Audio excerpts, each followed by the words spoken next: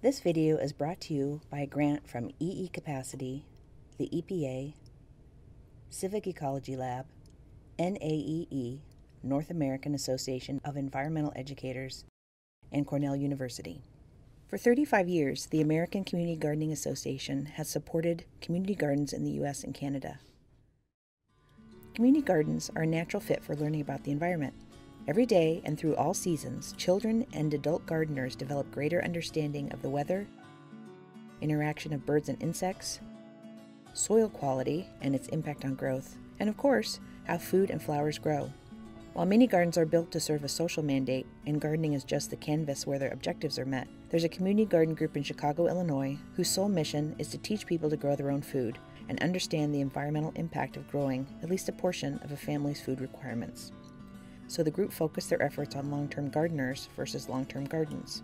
Each spring, neighbors come together to build new gardens and tend existing gardens.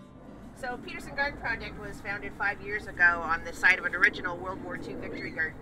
Thinking was that we could take unused land, people could get together, they could learn to grow their own food, and that would impact things. Well, now 5 years later, we're going on, this will be our 10th garden that we built. There are about 3,000 people gardening with us this year. We have classes and events, and so I'm excited to be here today at Northeastern University. Once the gardens are established, Peterson Garden Project has a series of classes and other materials to educate gardeners on how to grow food and interact in the garden environment. At the start of the season, Grewbie 101 classes get novice gardeners settled into their raised bed.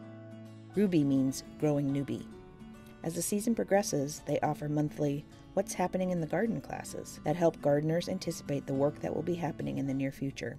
You know, sometimes September can be a little bit dry, and so just to make sure that things germinate pretty quickly, I like to soak them overnight.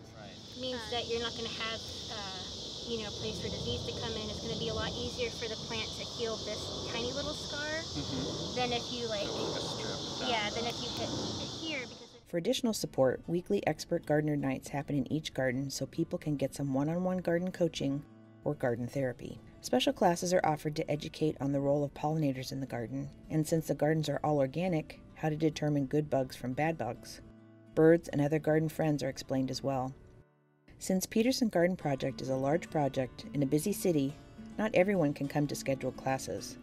And the program has become so popular that not everyone who wants to garden and learn can access the program. PGP wrote a month-by-month gardening guide called Fearless Food Gardening in Chicagoland. In addition, quick, single-subject videos called the Garden Minute have been created to help gardeners feel they're getting personalized advice at any time. The videos can be viewed on a smartphone right in the garden, so when a question arises, the answers are only a click away.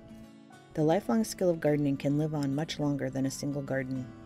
By focusing on transferable skills, PGP hopes to help community gardens everywhere by increasing the number of people who can effectively grow their own food and teach others.